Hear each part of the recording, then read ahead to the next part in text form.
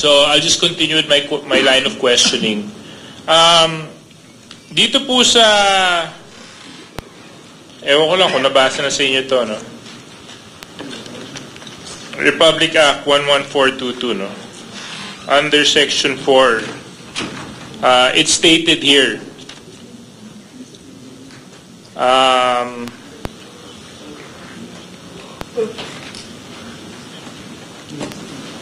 let me read. Medyo mahaba itong sentence ito.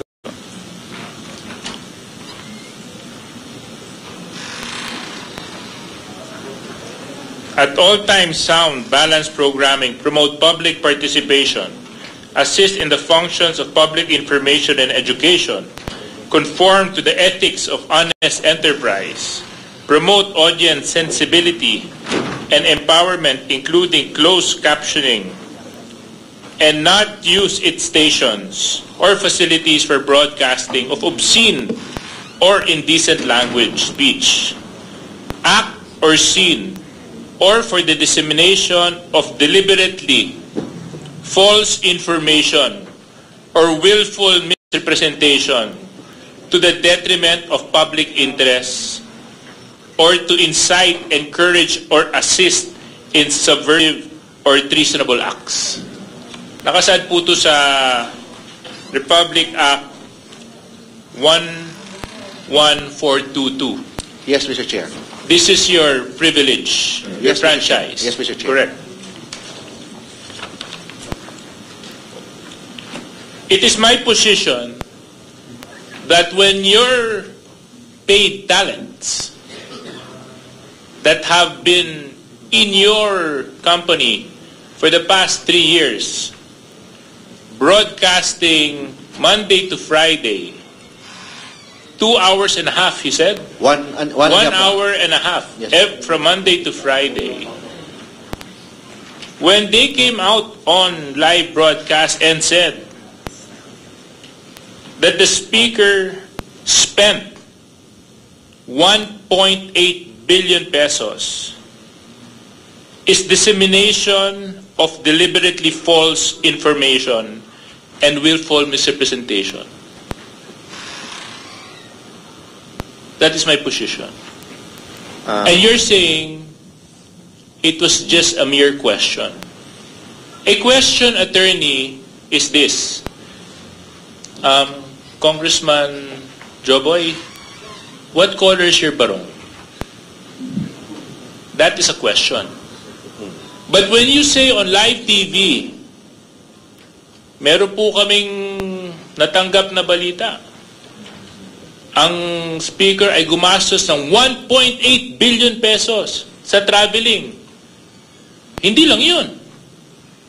Baka madagdagan pa yan kung isasama yung entourage. Baka umabot pa ng 2 billion. Dinagdagan pa. At sinabi, how do you spend 1.8 billion pesos? Umuwi pa ba siya sa bahay? That's not a question, attorney. That is, at the very least, malicious innuendo, at the very least.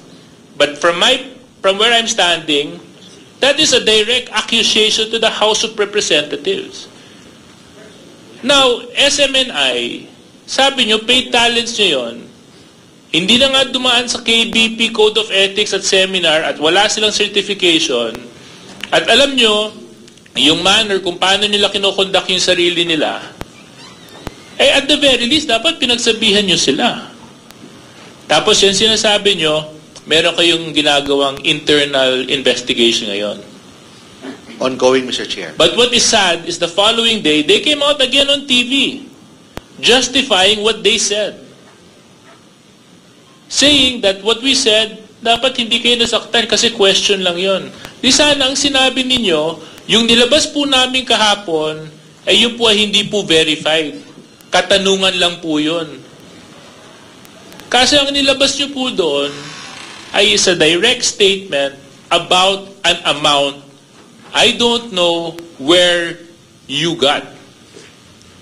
That's why I pose this challenge on you.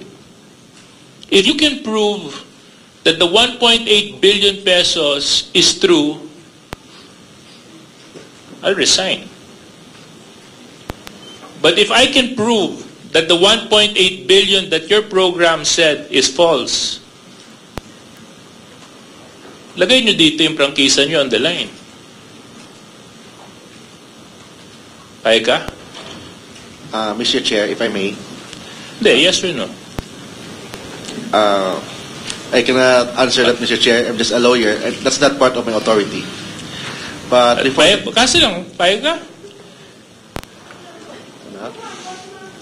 No? No, Mr. Chair. Hindi. So kasi